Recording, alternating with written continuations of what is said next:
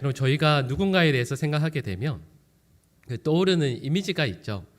예를 들면 나의 배우자나 또 부모님이나 친구에 대해서 생각을 하게 되면 어떤 분은 얼굴이 선한 분, 또 아니면 미소가 가득한 분, 또 사랑이 많은 분, 또 이렇게 말씀을 할 수도 있고요. 또 어떤 분은 항상 찌푸린 얼굴, 아니면 얼굴을 보면 너무 진지해 보여서 말을 함부로 건네기 어려운 분도 있죠. 여러분, 오늘 본 말씀이죠. 이 사도 바울을, 빌립보서를 쓰고 있는 사도 바울은 어떤 표정으로 우리들을 대할 수 있을까요? 예를 들면 만약에 저희가 사도 바울과 1대1로 만나서 테이블에 앉아서 이야기를 나누게 된다면 여러분, 사도 바울과 만나서 환하게 웃으시면서 이야기를 건네실 수 있겠습니까? 제가 이제 성서학 전공이고요, 또 신약학을 공부를 하다 보니까 그 사도 바울의 서신서들을 이렇게 쭉 읽고 공부를 해보면 그 사도 바울에 대한 이미지가 떠오르거든요.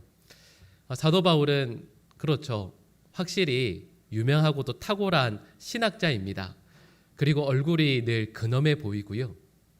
그래서 사도 바울과 만나서 제 개인적인 이야기를 하기는 참 어려울 것 같습니다.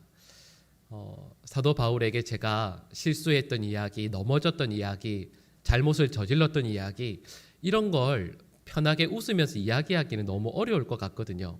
그래서 우리가 사도 바울 하면 사도 바울이라고 하는 그 이름에서 떠오르는 이미지가 왠지 모르는 좀 경직됨, 아니면은 무거움, 이런 것들이 사도 바울 하면 떠오르게 됩니다.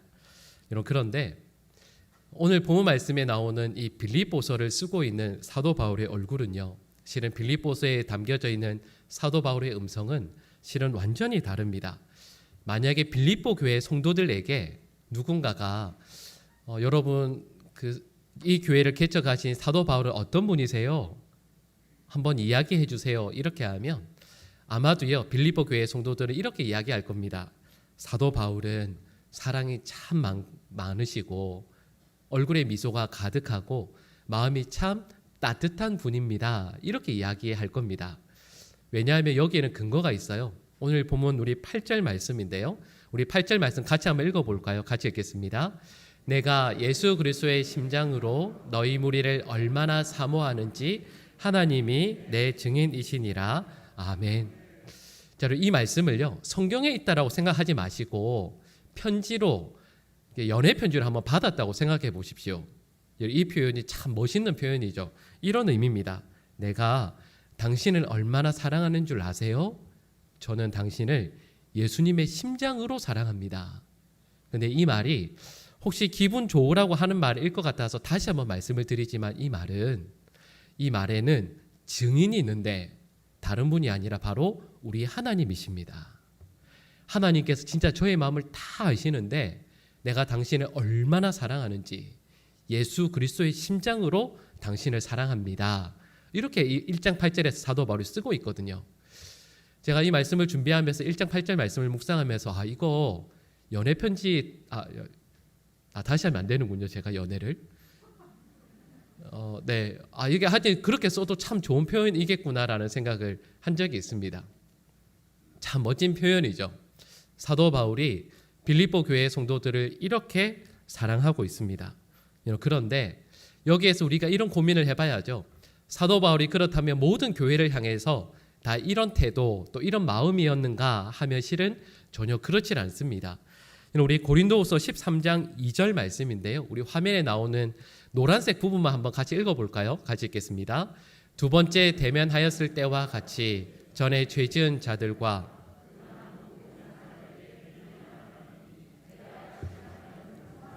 아니하리라. 아멘. 여러분, 사도 바울이 고린도 교회를 향해서 고린도후서 말씀을 편지를 쓰고 있거든요. 근데 여러분, 방금 읽었던 이 말씀에서 알게 되는 것처럼 사도 바울은 고린도 교회를 향해서 한없이 무서운 표정으로 대하고 있습니다. 근데 반대로 좀 전에 처음에 말씀드렸던 것처럼 빌립보 교회를 향해서는 한없이 자비로운, 한없이 사랑이 가득한 얼굴로 이 빌립보서 말씀을 쓰고 있는 거죠.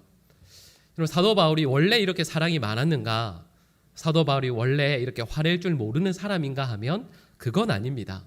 고린도후서 말씀에서 나왔던 것처럼 분명히 사도 바울은 아주 대단한 신학자이고 근엄하고 또 불의를 보았을 때 화를 내는 분 아니겠습니까? 그런데 빌립보 교회 성도들을 향해서 이렇게 놀라운 사랑을 기쁨으로 미소로 전할 수 있는 것은, 그 이유는 빌립보 교회 성도들이 사도 바울을 이렇게 다정하고 사랑이 많은 사람으로 만들어내었다라고 말씀하는 것이 맞습니다. 여러분 아마 신앙생활 오래 보신 분들이 이런 말씀 들어보셨죠? 그 목사는, 그 교회 담임 목사는 성도들이 만들어내어 놓은 작품이다라는 말 아마 들어보신 적이 있으실 겁니다. 그리고 또 반대로 그 교회 성도들은 그 교회 목사가 만들어낸 작품이다, 이런 말도 있죠. 그러니까 빌립보 교회 성도들이 사도 바울을 이렇게 사랑이 가득하고 얼굴에 미소가 가득한 그런 목회자로 만들었다라는 것이 맞습니다. 그래서 이걸 우리 현대어로 이야기하면 이런 거죠. 관계가 사람을 만듭니다. 관계가 좋으면, 그 관계가 너무 아름다우면 그 관계에 따라서 그 사람에 대한 평가 혹은 관계 때문에 그 사람의 삶 자체가, 얼굴이 아름다워지는 거죠. 여기까지 말씀을 드리면서 제 개인적인 소망은, 제가 보광중앙교회를 섬기면서 여러분들로 인해서 제가 사랑과 은혜가 가득한 목회자가 되기를 소원합니다. 제가 화를 내거나 마음 아파할 일이 한 번도 없도록 만들어 주시기를 간절히 소원합니다. 근데 제가 이렇게 웃으면서 말씀을 드리지만 이 말씀의 의미는 부족한 저를 통해서 우리 성도들이 그렇게 되기를 간절히 소원하는 마음을 저 역시 품게 됩니다. 여러분, 부족하지만 우리 성도들을 제가 섬기면서 우리 성도들의 신앙의 여정 가운데 감사와 기쁨이 가득할 수 있기를 간절히 소원하고요. 근데 이런 소원을 담아서 이 말씀을 쓰다가, 설교 말씀을 준비하다가 또 이런 소망도 품어보게 됩니다. 여러분, 요한계시록 2장에서 3장 말씀을 보시면 소아시아 7교회가 나오지 않습니까? 근데 그 7교회를 향해서 예수님께서 말씀을 하시죠. 근데 어떤 교회를 향해서는 예수님께서 화를 내시면서 책망하시는 내용만 나오는 교회도 있고요. 또 어떤 교회는 예수님께서 그 교회로 인하여 너무 기뻐하시면서 얼굴에 환한 미소를 띠고 그 교회를 칭찬해 주시고 격려해 주시고 위로해 주시는 교회도 있습니다.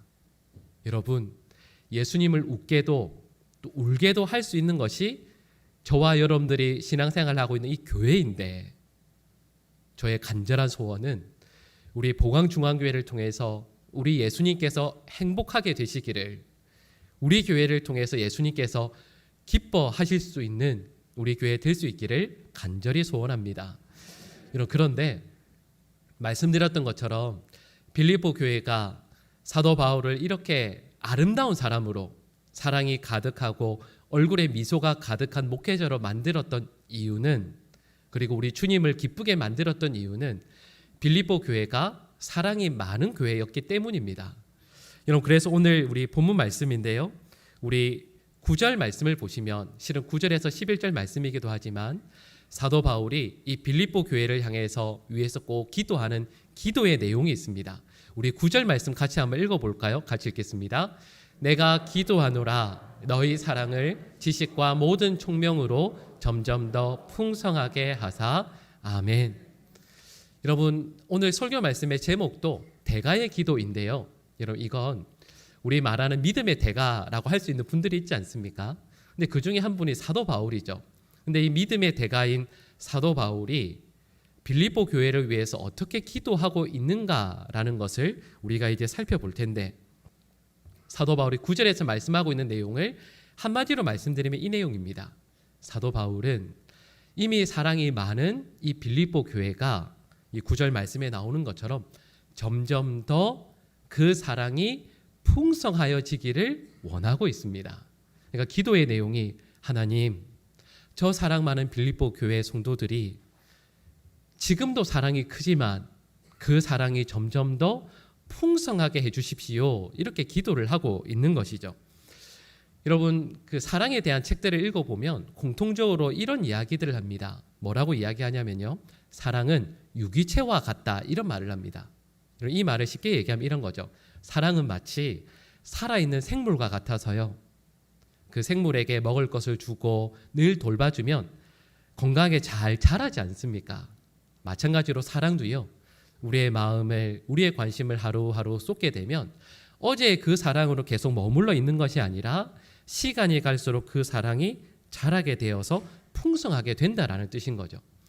근데 지금 현대 많은 분들은 사랑을 감정으로 생각합니다. 그래서 좋아하는 감정이 생기면 사랑하게 된 것이고 그 감정이 식어버리면 사랑하지 않게 되었다 이렇게 생각합니다. 여러분 그런데 여러분 아마 읽어보셨을 거예요. 에리 프로미슨 사랑의 기술이라는 책을 보면 그 주제가 이런 거죠.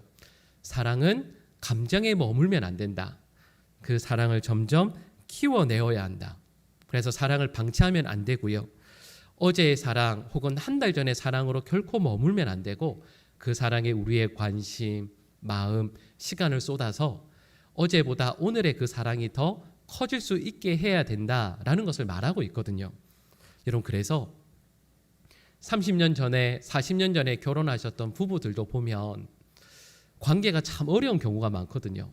왜냐하면 그분들의 사랑이 30년 전, 40년 전에 머물러 있기 때문입니다. 그때 품었던 감정, 좋아했던 설레었던 감정에 머물러 있는 것이죠. 그러나 사랑이라는 것은 감정이 아니라 그 사랑을 시간이 가면 갈수록 우리의 마음을 쏟아서 점점 풍성하게 해야 되는데 사도 바울이 빌립보 교회 성도들에게 말씀하시는 내용은 이겁니다.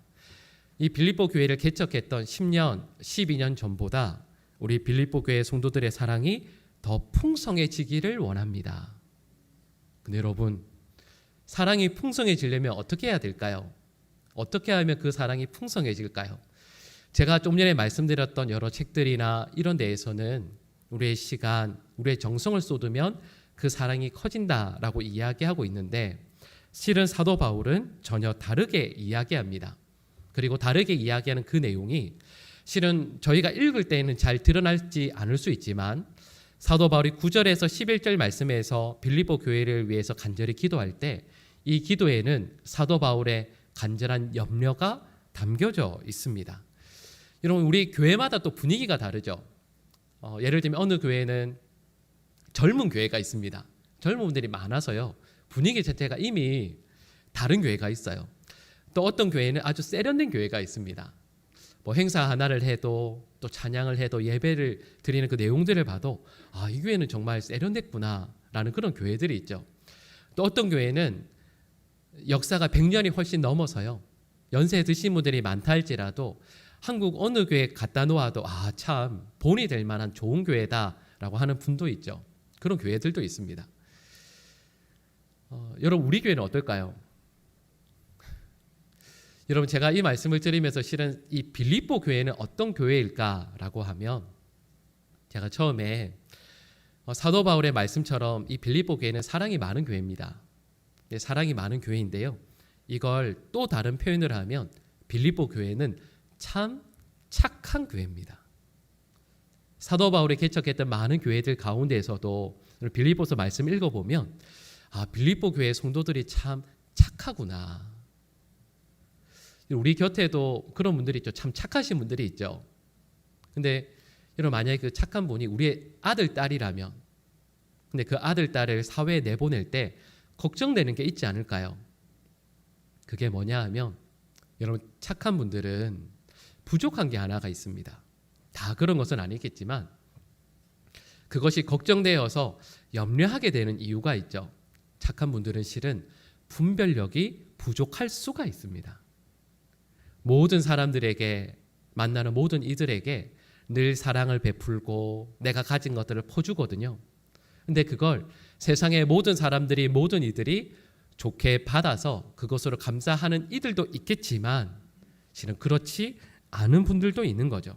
그리고 빌립보 교회에서 이렇게 착하게 모든 일들을 감당하게 될 때 그로 인해서 혜택을 보고 사랑과 은혜를 입는 이들도 감사하는 이들도 있었지만 그 사랑과 은혜를 입는 이들 가운데 지금 우리로 말하는 이단과 사이비 혹은 거짓 교사들이 그 속에도 있었습니다. 그러니까 사도 바울이 이걸 바라보면서 염려하는 거죠. 그러면서 이렇게 이야기합니다. 제가 처음에 말씀드릴 때 우리의 사랑이 풍성해지는 길은 우리가 좀 더 사랑하기 위해 쓰고 나에게는 좀 더 귀한 것을 상대에게 주는 게 사랑이 풍성해지는 길이라고 생각할 수 있지만 사도 바울은 그렇게 말씀하지 않습니다. 사도 바울이 9절에서 말씀하고 있는 내용이 무엇이냐면 그 사랑이 풍성해지는 길은 지식과 모든 총명을 더하는 것이다. 이렇게 말씀하거든요. 여러분, 이 말씀이 이해되기가 좀 어렵습니다. 사랑이 풍성해지려면 나에게 있는 좋은 걸 주는 게 풍성해질 것 같은데 사도 바울은 오히려 반대로 지식 그리고 모든 총명을 더하는 길이 사랑을 풍성하게 만드는 길이라 말씀하고 있습니다. 여기에서 이 의미가 있죠. 여러분, 여기에서 말하는 지식이라는 것은 단순한 지식이 아닙니다. 그 당시에 초대교회 사람들이 쓰는 일반적인 지식이라는 헬라를 쓴 것이 아니고요. 그 앞에 접두 하나를 덧붙여서 어떤 의미냐면 확실한 지식, 더 깊은 지식, 분명한 지식 이런 뜻입니다. 그리고 여기에서 총명, 모든 총명이라는 것은요. 진짜를 분별하는, 해석하는 힘을 의미합니다. 그러니까 이런 의미죠. 사도 바울이 이렇게 말씀할 때 뼈아픈 이유가 있는데 저도 목회자이니까 지금까지 여러 교회를 섬겨오면서 제 기억에서 잊을 수 없는 교회는 제가 처음 섬겼던 교회입니다. 첫 정이 있잖아요. 마찬가지로 사도 바울이 처음 개척했던 교회가 갈라디아 교회입니다. 소명을 받고 가장 먼저 개척했던 교회이니까 사도 바울이 얼마나 열과 성을 다해서 그 교회를 굳건히 세우기 위해 애를 썼겠습니까? 갈라디아 교회 성도들이 복음의 진리 가운데 굳건히 설 수 있도록 가르치고 말씀을 전했었죠.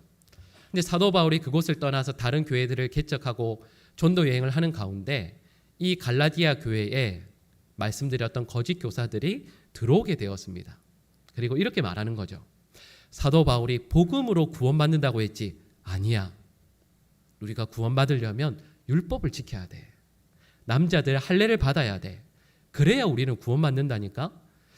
사도 바울의 명령대로 하면 그 전한 말씀대로 하면 뭣도 없고 뭔가 대단한 것도 없어 보이지만 율법을 지키고 할례를 받고 유대교에서 하는 그 모든 의식들을 다 해야 그렇게 대단한 것들을 해야 우리는 구원을 받는 거야 라고 전하게 되었을 때 갈라디아의 많은 교인들이 많은 성도들이 그 거짓 가르침에 넘어가게 되었습니다.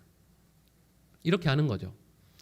저희도 교회가 이렇게 있으면 그 당시 초대교회에 어려운 누군가가 와서 이렇게 문을 똑똑 두드리는 거죠. 그리고 이렇게 이야기합니다.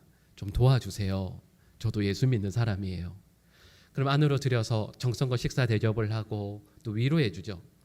그랬더니 그분이 감사하면서 이렇게 이야기하는 겁니다. 제가 너무 감사한데 제가 이 은혜를 갚을 수 없으니 주님께서 저에게 주신 은혜를 여러분들과 나누고 싶습니다. 라고 하고는 사도 바울이 전하지 않았던 그러나 이 교회 교인들이 정말 혹할 만한 정말 새로운 어떤 내용들을 이 교회 교인들에게 이야기하기 시작하는 겁니다.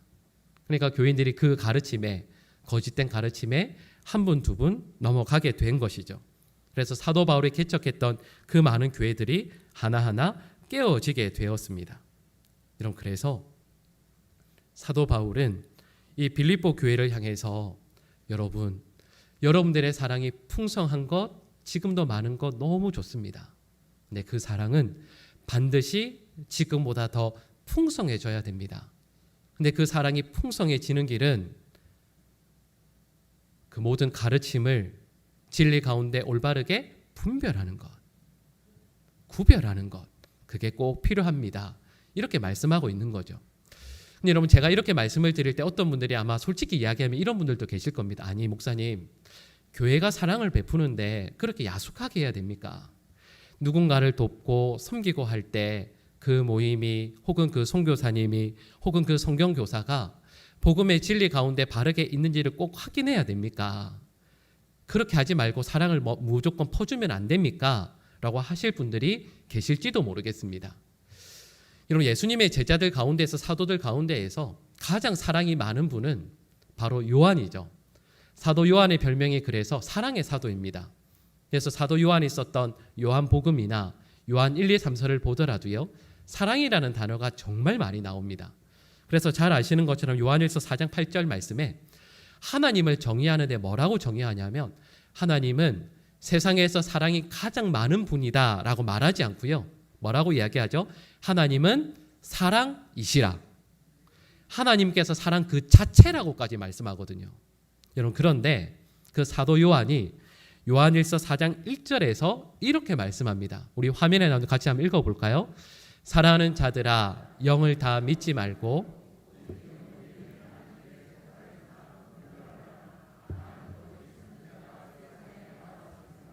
아멘.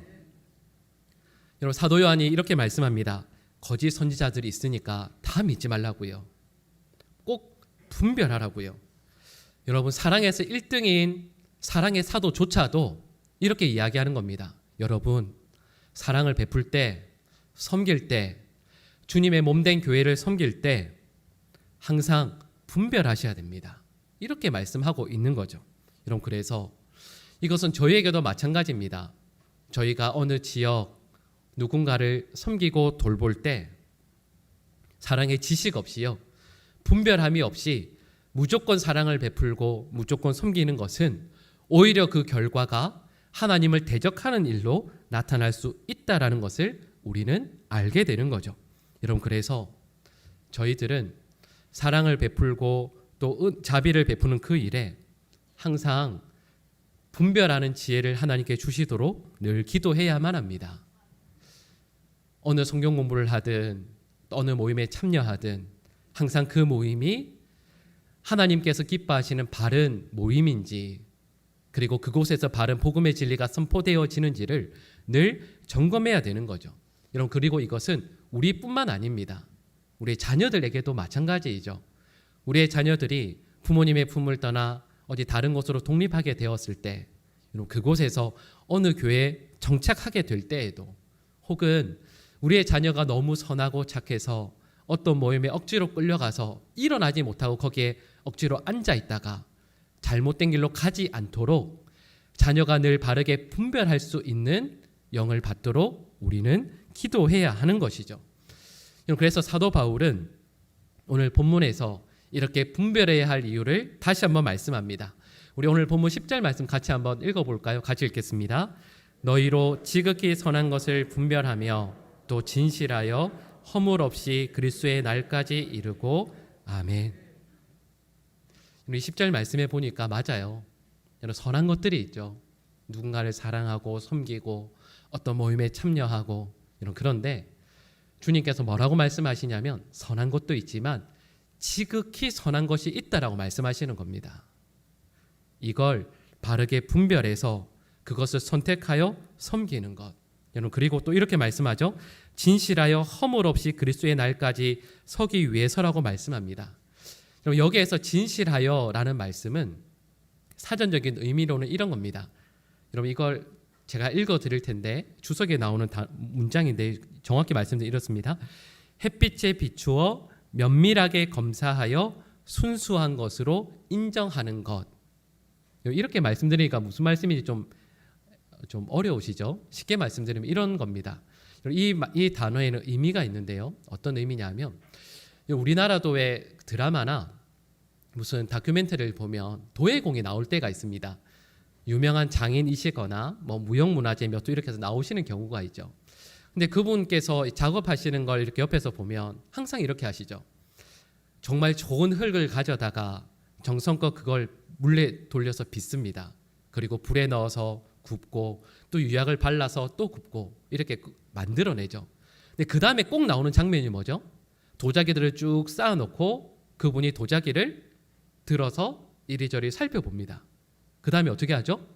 그걸 꼭 깨요. 근데 그걸 옆에서 보는 부인이 이렇게 얘기하죠. 실은 그 방송을 찍고 있는 PD도 이렇게 얘기합니다. 아이고, 저 아까운 거. 하나에 저 명인이시니까 하나에 저게 몇백만 원, 몇천만 원 할 텐데 그걸 왜 깨시나? 근데 그 명인은 이런 거죠. 이 헬라 원어로 하면 이런 겁니다. 그 도자기를 들어서 햇빛에 비춰보는 겁니다. 햇빛에 비춰보고 나서 거기에 조그만한 흠, 조그만한 점, 아니면 아주 가느다란 실금 있으면 그걸 깨버리고 흠도 점도 실금도 없는 순수한 하나님의 백성, 하나님의 자녀로 만들어졌을 때 그걸로 하나님 앞에 서게 한다라는 의미가 이 속에 담겨져 있는 거죠. 그러니까 저와 여러분들은 늘 하나님 앞에서 빛이신 하나님 앞에 우리의 영혼을 늘 비추어서 우리의 영혼에 실금이나 흠이나 점이 없는지를 늘 돌이켜 온전한 바로 그 모습으로 하나님 앞에 설 수 있게 해야 된다라는 것을 말씀하는 겁니다. 여러분, 이건 제가 이렇게 말씀을 드렸을 때 어떤 분들은 이걸 우리의 윤리적인 것이나 도덕적인 면으로 흠이 없어야 된다라고 생각하실 수도 있지만 그런 의미가 아닙니다. 말씀드렸던 것처럼 우리에게 흠이나 점이나 실금조차도 없어야 한다라는 것은 우리 곁에 있는 이웃 그리고 우리 주님의 몸된 교회를 섬기고 또 우리의 사랑을 누군가에게 대외적으로 나누어주고 어느 모임에 함께 공부를 하고 하는 모든 그 가운데에서 진리에 바르게 서서 그 모든 것들을 바르게 분별하여 하나님께서 기뻐하시지 않는 것이라면 결코 참여하지 않는 것, 그리고 우리가 속한 이 교회를 아름답고 바르고 신실한 하나님께서 보시기에 흠이 없는 곳으로 만들어 나가야 된다라는 뜻을 그 속에 포함하고 있는 것이죠. 여러분, 저희 모두는 신앙생활을 하루하루 하고 있습니다. 그런데 어쩌면 주님께서 보시기에 좋은 흙 그리고 좋은 온도, 정말 아름답게 빚어낸 도자기 자체가 못 되는 경우도 있습니다. 우리가 늘 게으르고 또 하나님 앞에 신실하지 못해서 그런 모양을 만들어내지 못하는 경우들이 너무 많죠. 무더운 여름을 지나면서 또 어쩌면 저희들의 신앙이 그렇게 게을러지고 또 하나님 앞에서 바르게 서지 못하게 되어서 부끄러운 분들도 계시지 않으십니까?